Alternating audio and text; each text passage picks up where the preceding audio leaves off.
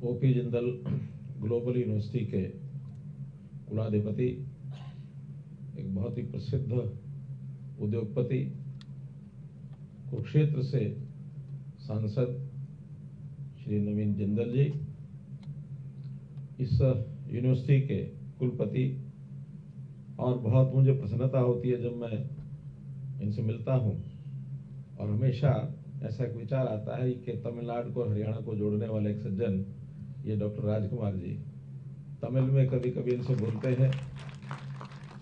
संयोग से मुझे थोड़ी तमिल आती है, तो मिलते ही दो चार वाक्य बोलने में बहुत अपनापन सा महसूस होता है। हमारे बीच में कर्नाटक से पधारे मेंबर पार्लियामेंट श्री लहर सिंह सिरोया जी, हरियाणा से हमारे सांसद श्री सुभाष बराड़ा जी, श्री रामचंद्र जांगड़ा जी, श्री धर्मवीर सिंह जी, बहन रेखा शर्मा जी और अभय सिंह सिन्हा जी मेंबर पार्लियामेंट, और मिजोरम से हमारे मेंबर पार्लियामेंट श्री रिचर्ड वनामगैया, सभी यहाँ उपस्थित विधायकगण, पूर्व विधायकगण, शिक्षाविद बंधुओं, जिला प्रशासन, सभी सज्जनवृंद, भाइयों बहनों, आज का ये अवसर खेलों के संबंध में, और वो भी इतना बड़ा एक आयाम यहाँ खड़ा किया गया है, खेलों की धरती हरियाणा में। वैसे तो खेल कह लो या हरियाणा कह लो, एक ही बात है। खेल कहेंगे तो हरियाणा याद आ जाता है, हरियाणा कहते तो खेल याद आता है। खेल के बिना हरियाणा जाना नहीं जाता, न केवल देश में बल्कि दुनिया में भी। ये ठीक है कि विश्वव्यापी जितने खेल होते हैं उसमें भारतवर्ष का तो वो स्थान अभी नहीं बना है जो बनना चाहिए, जिसके ऊपर हम प्रयासरत हैं, आगे धीरे धीरे बढ़ रहे हैं। लेकिन जो देश का अचीवमेंट होता है, जो टैली होती है, उसमें हरियाणा नंबर 1 पर होता है। इसलिए इस जो यहाँ पर प्रयोजन किया गया है खेल अकादमी, और वो भी वर्ल्ड क्लास खेल अकादमी, मैं सोच रहा था कि जब ओपी जिंदल यूनिवर्सिटी, जिसको हम ग्लोबल यूनिवर्सिटी कहते हैं, उसके अंदर अगर खेल अकादमी है तो इसमें फिर वर्ल्ड क्लास लगाने की आवश्यकता नहीं थी, या जो काम होगा वो अपने आप में वर्ल्ड क्लास ही होगा। इस विश्वविद्यालय का नाम बहुत सुना है, बहुत मांग भी है, विस्तार करने की इच्छा नवीन जिंदल जी की भी है, राजकुमार जी की भी है।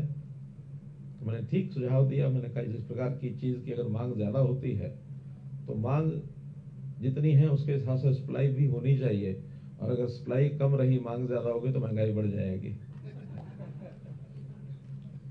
तो इसीलिए थोड़ा मांग को पूरा करने के लिए सप्लाई बढ़ा दें। एक आध इंस्टीट्यूट ऐसा ही दक्षिण भारत में भी खोल सकते हैं, कहीं पश्चिम भारत में खोल सकते हैं, कहीं पूर्व भारत में खोल सकते हैं, वरना एक ही जगह पर इतना बड़ा विस्तार करेंगे तो सब लोग को यहाँ चल के आना पड़ेगा। अच्छा है कुआं प्यासे के पास चला जाए, प्यासा कुएं के पास क्यों हर बार आए। इसलिए सुझाव मेरा है, माने ना माने इनका अपनी मर्जी है। ये विश्वविद्यालय जो शिक्षा क्षेत्र में अपना नाम बनाए हुए है, 2012 में इसकी शुरुआत हुई। आज ही जो सारी जानकारी मुझे मिली तो पहला बैच 2014 से पास आउट होकर के गया।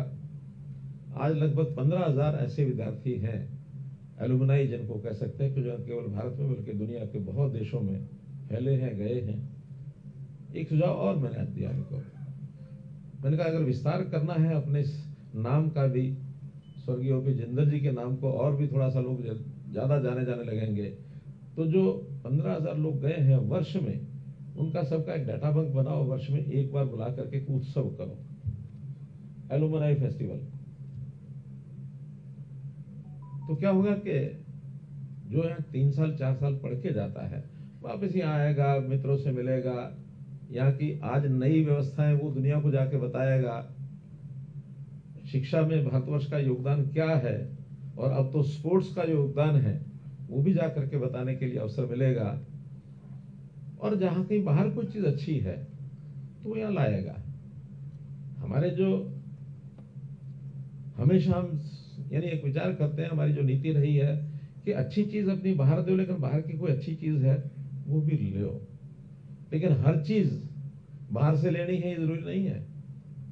बाहर बहुत कुछ है, अच्छा भी है और उल्टा सीधा भी है। तो हर उल्टी सीधी चीज बाहर से ला करके यहाँ खड़ी की जाए वो भी आवश्यक नहीं है। उसको भी बहुत फिल्टर करके यहाँ लाना पड़ेगा कि हम ऐसा ना हो कि बाहर की चीज को सीखते हुए अपनी चीज को भूल जाएं। हमारी अपनी एक देश की एक संस्कृति है, देश का अपना एक विधान है, देश का अपना एक इतिहास है। उसको बना करके रखते हुए हम ज्ञान कहीं से भी लाएं, अर्जन करें, उसमें कोई आपत्ति नहीं है। इस पर आगे बढ़ना चाहिए। हरियाणा जैसे हमने बताया मेडल लाने का एक खान है। और ये खान क्यों बनी है? पहला तो हरियाणा के युवा युवती में, उसके ब्लड में, उसके खून में, मिट्टी में खेल की एक भावना है। जो वो बचपन में ही होता तो गलियों में खेलता है, उसको चिंता नहीं होती अपने शरीर की, हाथ पैर की। शरीर मिट्टी में लथपथ हो जाएगा तो शरीर को लाभ होगा, उसके स्वास्थ्य को लाभ होगा, शरीर उसका हृष्ट पुष्ट बलशाली बनेगा। और हमारे गांव के लोग तो खास करके उनको इस ओर प्रेरित करते हैं कि जाओ बच्चा खेल के आओ। अखाड़े में जब खेलते हैं, जो आप पहलवान होते हैं, उस पहलवान की खुराक के लिए उस परिवार को चिंता नहीं करनी होती जिस परिवार का वो खिलाड़ी होता है, बल्कि कौन चिंता करता है? पूरा गांव चिंता करता है। यानी पीपे के पीपे घी के ला करके और अखाड़े में रख देते हैं, दूध पियो, घी खाओ, शरीर बनाओ और यहाँ गांव का नाम ऊंचा करने के लिए अच्छा खिलाड़ी मजबूत बन के जाओ। तो यहाँ समाज में भी खेल के प्रति एक प्रेम है। और मैं समझता हूं कि पिछले 11 वर्ष से, चाहे वो हरियाणा हो चाहे पूरा देश हो, खेल की पॉलिसीज में बहुत बड़े परिवर्तन किए गए हैं। प्रधानमंत्री जी ने खेलों के प्रति इतना उत्साह दिखाया और जो खिलाड़ी हैं उनके साथ इतने संबंध बनाए। दुनिया में कहीं भी खिलाड़ी गया उसको कैसे प्रोत्साहित करना है, इंफ्रास्ट्रक्चर को कैसे बढ़ाना है, नीतियां कैसी बनानी है, इसमें देश ने बहुत काम किया, हरियाणा ने भी बहुत काम किया। जैसा बताया गया, अभी 2014 में हमने नई खेल पॉलिसी बनाई थी और उसमें स्वाभाविक है कि खिलाड़ी को अपना भविष्य भी सुरक्षित लगना चाहिए, इस ओर भी ध्यान दिया जाता है। खिलाड़ी की एक आयु होती है खेल खेलने की, एक सीमा के बाद आखिर जीवन में वो क्या करेगा। तो उसके लिए हमने जो कैश अवार्ड दिया वो भारत की करेंसी में, अगर इसको कन्वर्ट भी करके विश्व के करेंसी के साथ अगर एक्सचेंज करना शुरू करें तो जो 6 करोड़ रुपए हमने लागू किया, दुनिया में सबसे बड़ा रिवार्ड ये ओलंपिक गेम में मेडलिस्ट को दिया जाता है, गोल्ड मेडलिस्ट को। It was fixed at 6 crore और जो सिल्वर मेडलिस्ट है उसको भी शायद 4 करोड़ और ब्रॉन्ज को 2.5 करोड़।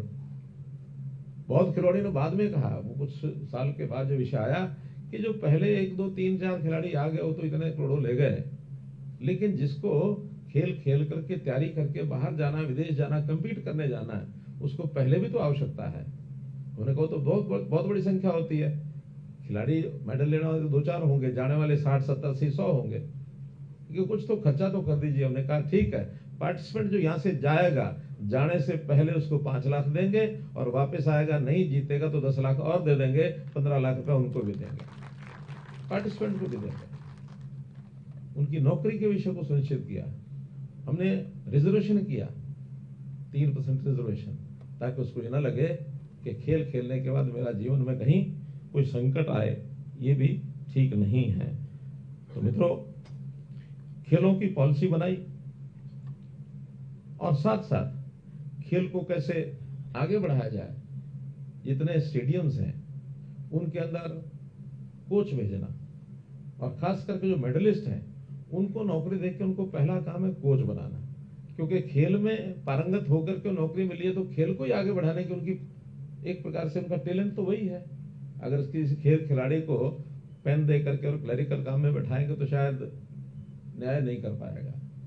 कभी कभी पुलिस का डंडा दे करके, क्योंकि खिलाड़ी है, अच्छा है, मोटा ताजा है, इसको डंडा दे करके और पुलिस के नाते से खड़ा कर दो, कहीं पुलिस में काम करेगा, वहां भी कई बार अन्याय हो जाता है, क्योंकि पुलिस में भी आज थोड़ा सा सोच विचार करके काम करना बहुत जरूरी है, वरना कोर्ट्स का मामला है, वरना दुनिया जागरूक हो गई है, पुलिस भी।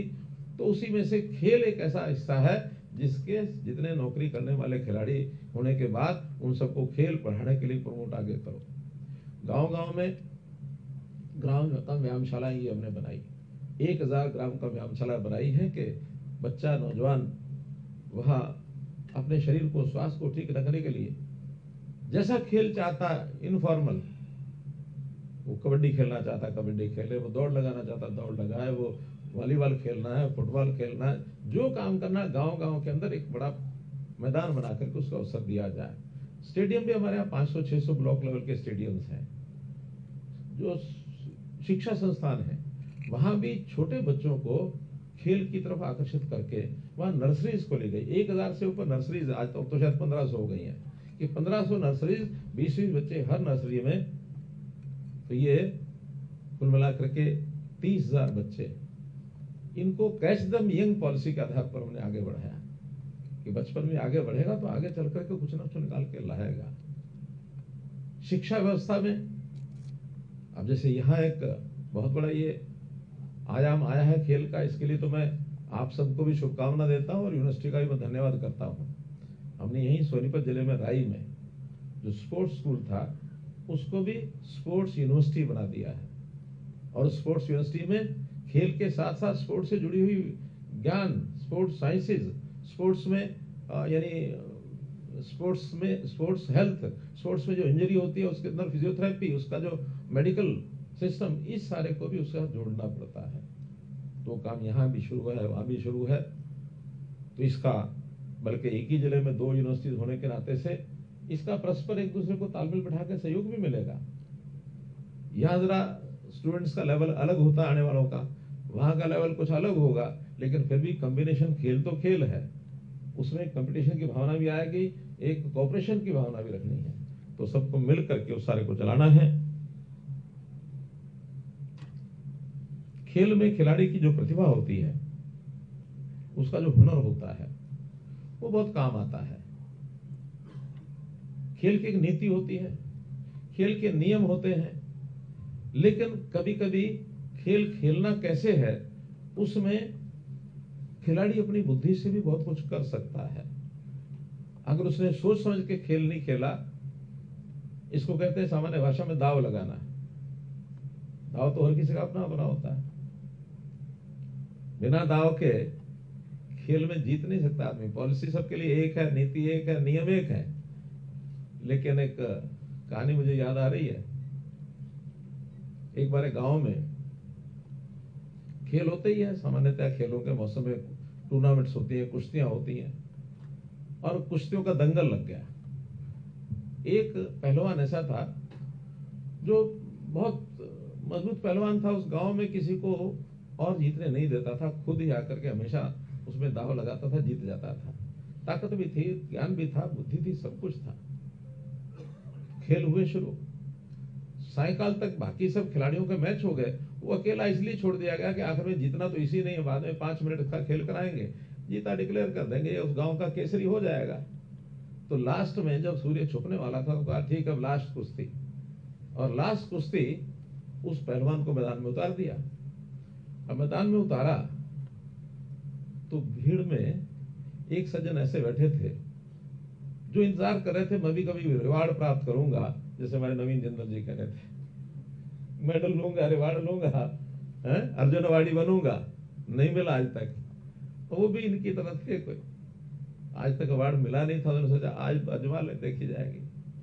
तो कूद गया मैदान में, और था बिल्कुल पतला, जैसे नवीन जी का पहलवानी करेंगे, क्या करेंगे, पहलवानी तो शरीर भी चाहिए ना उसके लिए।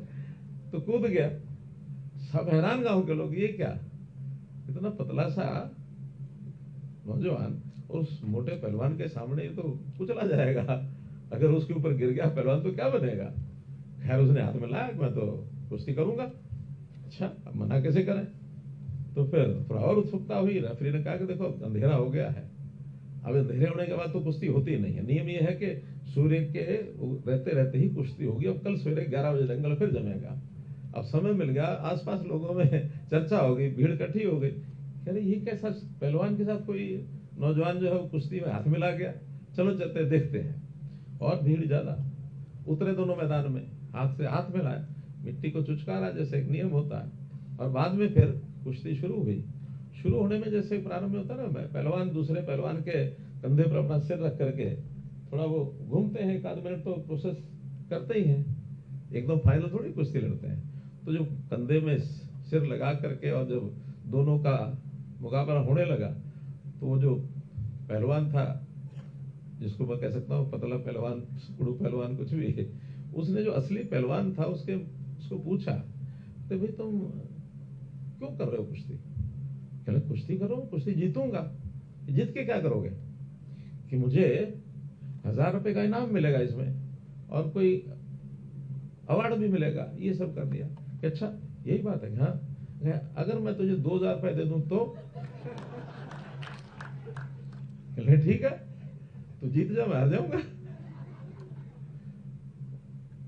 तो थोड़ा सा घूमे फिरे और उसने इशारा किया, क्लिक, और उसके बाद वो जो पहलवान था वो नीचे, और ये जो सुकुड़ है उसके ऊपर, उसकी बुद्धि लगा दी। लगा दी तो उस लड़के को उठा लिया, चलो भाई चलो, इसको सर्टिफिकेट दो, इनाम दो, इसको अवार्ड दो। सब ले जाने लगे, कंधे पर उठा लिया। पीछे पीछे ये पहलवान, अरे भाई रुको रुको, कि बताओ क्या बात है? कि इससे पहलवान से, इससे मुझे बात करनी है, जरा तब लेके जाना। नहीं क्या बात करनी? नहीं करनी है। उस पहलवान ने भी कहा हाँ बात करना चाहता, छोड़ो जरा साइड में जाके बात कर लेते हैं। तो साइड में गया, अरे भी तू मेरे 2000 तो दे। कहले तो कौन से 2000? कहले तूने कहे थे। कहले तेरे अपने दाव, मेरे अपना दाव, मेरा दाव था मैं जीत गया।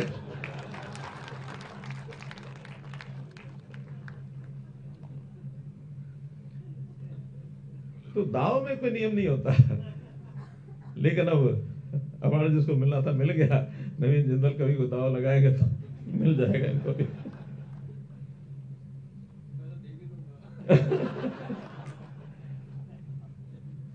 मेरा तो निवेदन इतना ही है हमारे राजकुमार जी से और नवीन जिंदल जी से भी, कि यूनिवर्सिटी में एकेडमिया के साथ साथ ये जो खेल का कार्यक्रम शुरू किया है बहुत सुंदर है। अब सब घूम के देख के आए हैं, इतना बढ़िया खेल का जो सारा इंफ्रास्ट्रक्चर, ये मुझे तो कभी किसी यूनिवर्सिटी में या किसी खेल के और संस्थान में नहीं देखा है। हर प्रकार की विधा, और जो इन्होंने हमारे जो रखे हैं यहाँ की व्यवस्था के लिए, क्या नाम इनका, पीटर साहब। तो पीटर साहब को, पीटर ट्रेवास्किस जो डीन है स्पोर्ट्स अकादमी के, तो इन्होंने भी आज शुभारंभ करके, you have started your first day, you have started your first day today, isn't it? Second week में। अच्छा नहीं नहीं, आज विधिवत तो आज ही शुरू है। वैसे तो इनका प्री रिहर्सल थी। That was pre rehearsal. तो विधिवत तो आज ही के दिन मानेंगे इनको शुरू हुआ, तो इसको लगातार बढ़ाएंगे, आगे चलाएंगे।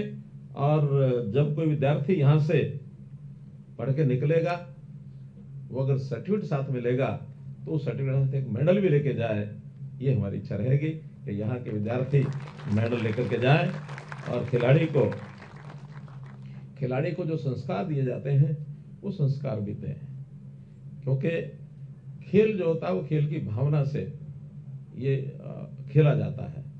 खेल में कभी अहंकार नहीं होना चाहिए। खेल में अगर अहंकार आ गया तो समझो आधा खेल उसका खत्म हो गया। फिर एक कहानी से मैं सारी बात समझाता हूं अपनी। एक कोई अखाड़े में, ये जो जिसको कहते हैं ना तलवार चलाना सिखाना, लाठी चलाना सिखाना, ऐसे उसको गतका कहते हैं पंजाब में। तो तलवार सिखाने का काम एक गुरुजी करते थे। उनके पास बच्चे नौजवान आते थे, सीखते थे, और सीखते थे तो सब पारंगत होते थे, चले जाते थे गुरु दक्षिणा दे करके और दीक्षा लेकर के चले जाते थे। वहां घोषणा ये थी कि ये जो गुरुजी सिखाते हैं, इनके साथ मुकाबले में इनको कोई हरा देगा तो फिर उस संस्थान का गुरुजी उनको बना देंगे। जैसे खलीफा होते हैं ना, जो सबसे पारंगत होता है वही खलीफा होता है, तो उनको बना देंगे। तो एक विद्यार्थी, उसके मन में थोड़ा भाव आ गया, गुरु के प्रति वैसे तो श्रद्धा भाव रखनी चाहिए, कभी कोई कहे तब आगे आना चाहिए, लेकिन वो बिना कहे ही अहंकार का भाव जागा। उन्होंने कहा ये काम तुम क्यों नहीं कर लेता? आज मैं अपनी तलवार के साथ बहुत कुछ सीख लिया, इससे ज्यादा क्या सीखूंगा? जो गुरुजी के पास था सब सिखा दिया, इनके साथ मुकाबला करता हूँ। और मुकाबला करने के लिए गुरुजी के पास गया, गुरुजी आपके साथ मैं युद्ध करना चाहता हूँ। गुरुजी ने बहुत समझाया कि भाई युद्ध करना आसान नहीं होता, तुम्हें जितना सिखाया उतना जाकर के बाहर उपयोग करो, कोई कमी रहेगी तो मेरे पास फिर आना, फिर बहुत कुछ बचा हुआ और सिखा देंगे।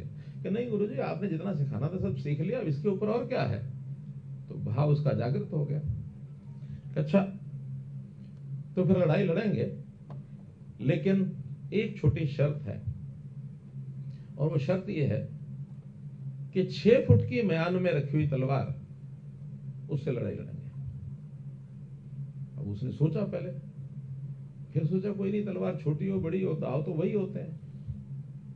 तो वो भी आ गए, गुरुजी भी आ गए, दोनों अपनी अपनी तलवार लेके खड़े हो गए और दोनों ने तलवार निकाली। अब जो शिष्य था उसकी तलवार 6 फुट के उस म्यान में से निकली नहीं, क्योंकि तलवार की लंबाई 6 फुट थी। और गुरुजी ने फटाफट वो तलवार निकाली और गर्दन पर रख दी। उनकी तलवार आसानी से इसलिए निकल आई कि उस तलवार की लंबाई 2 फुट थी। तब कहा शिष्य ने, गुरुजी तो आपने गड़बड़ कर दी, आपकी तलवार तो 2 फुट की है, मेरी तलवार 6 फुट की है। शर्त तो यही थी कि नहीं, सुनो ध्यान से सुनो, मैंने क्या कहा था? मैंने कहा था 6 फुट के म्यान में रखी हुई तलवार से लड़ेंगे। अब म्यान 6 फुट की होनी चाहिए, तलवार 6 फुट की होनी चाहिए कि नहीं होनी चाहिए, शर्त का ऐसा थोड़ी था।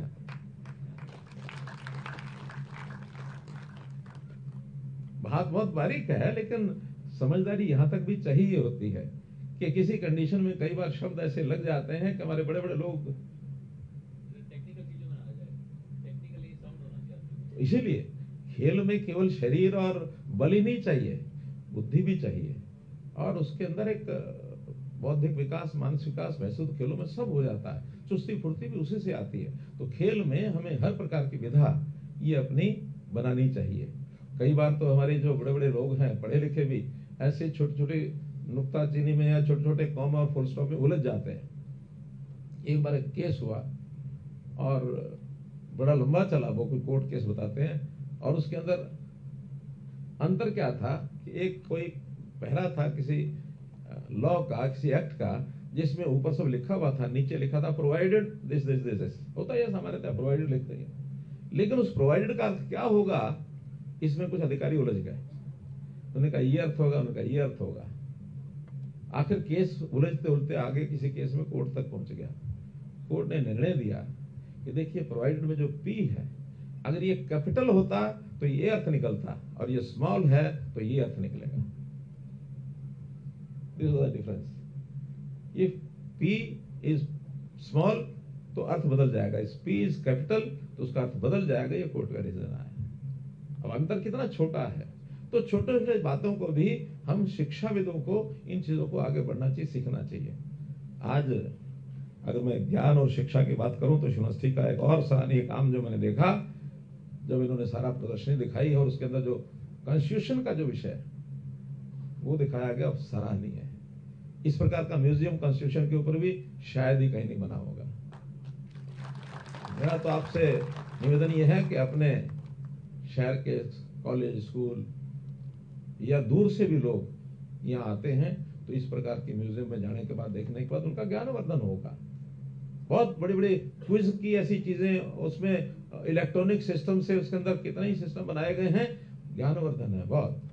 आज हमारा संविधान जो 1950 में हमने अंगीकार किया था, बनाने में भी कई साल लगे थे, उसके बाद भी उसके ऊपर 100 से ऊपर अमेंडमेंट हो चुके हैं। समय समय पर क्या अमेंडमेंट हुए, छोटे छोटे प्रश्नों के माध्यम से उनको पूछा गया है। एक विषय, आप सब तो कर नहीं थे, कुछ लोग वहां थे, विषय आया कि which is not the fundamental right, और उसमें 5-6 चीजें लिखी हुई थी।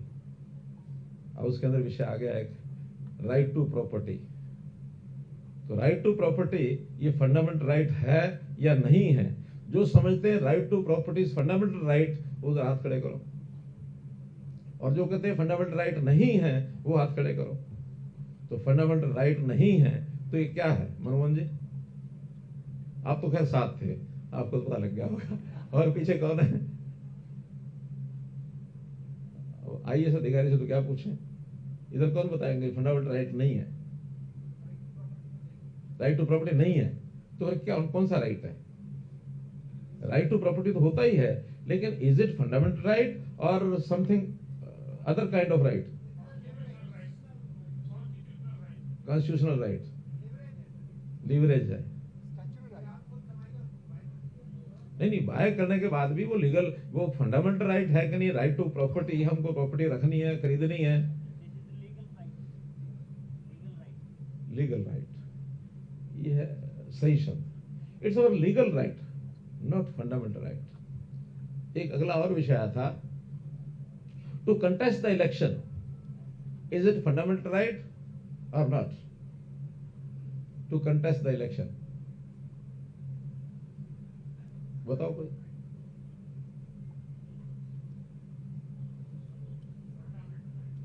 क्या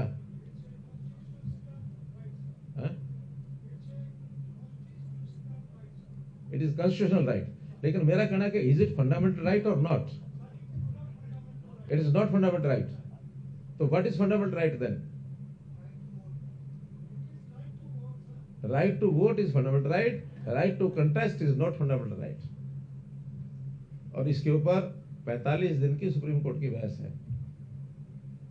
तो मैं कॉन्स्टिट्यूशन के संबंध में इतनी बारीकियां हैं उसके अंदर, ये हमको भी समझनी चाहिए। खास करके जो हमारे पॉलिटिकल लाइफ में जो लोग काम करते हैं उनको समझना चाहिए, हमारे स्टूडेंट्स को भी समझना चाहिए, एकेडमिया के लोगों को भी समझना चाहिए, ताकि आम आदमी को समझा सकें। विषय कहीं और निकल गया, लेकिन कुल मिला के मित्रों, आज हम ओपी जिंदल ग्लोबल यूनिवर्सिटी के अंदर और ये जो स्पोर्ट्स अकादमी का जो उद्घाटन हुआ है, इस अवसर पर मैं आपको सबको बहुत बहुत बधाई, बहुत बहुत शुभकामनाएं देता हूं। धन्यवाद।